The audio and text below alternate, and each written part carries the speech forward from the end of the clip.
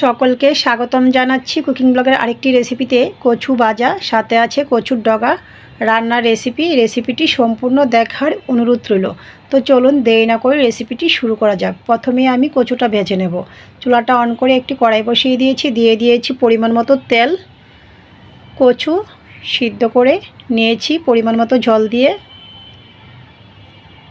লবণ, হলুদ, সামান্য লঙ্কার গুঁড়া মাখিয়ে নিয়েছি।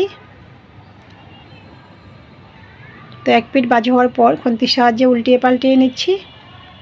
তো এভাবে আমি কচুটা ভেজে নেব। এই সময় যে বড় কচুগুলা পাওয়া যাচ্ছে ওই কচুগুলাই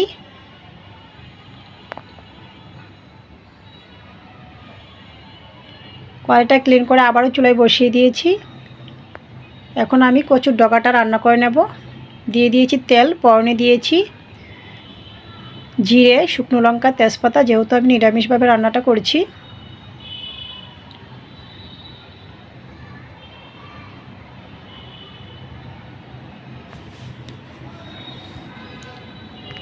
জিরা ফোড়ন বাজি হয়ে গিয়েছে। এই পর্যায়ে আমি দিয়ে দেব সামান্য পরিমাণে আদা বাটা।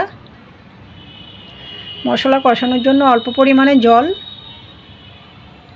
মশলায় দিয়েছি পরিমাণ মতো হলুদ গুঁড়া, জিরার গুঁড়া, স্বাদ মতো লবণ,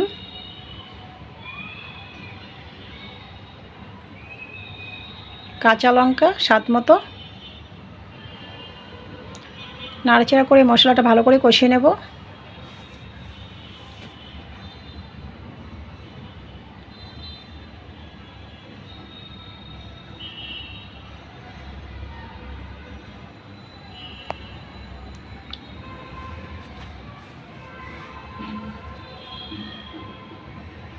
কচুর ডগাটা আমি ভালো করে ভাপিয়ে নিয়েছি। দেখতেই পাচ্ছেন অনেক সুন্দর সিদ্ধ হয়েছে। পরিমাণ মতো জল দিয়ে ভাপিয়ে নিয়েছি। দিয়ে দিয়েছি শুকনো সিমের বিচি, ভেজে খোসা ফেলে সিদ্ধ করে নিয়েছি। নাড়াচাড়া করে নিচ্ছি।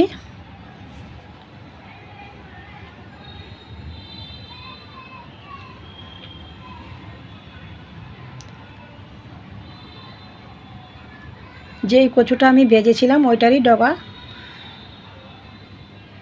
দিয়ে দিয়েছি অল্প পরিমাণে ঘি, আবারও নাড়াচাড়া করে নিচ্ছি। তো রেডি হয়ে গিয়েছে আমার কচুর ডগা রান্নার রেসিপি। দুইটি ভালো লাগলে আমার ফেসবুক পেজটা ফলো, ইউটিউব চ্যানেলটা সাবস্ক্রাইব করবেন, সাথেই থাকবেন। সকলকে ধন্যবাদ।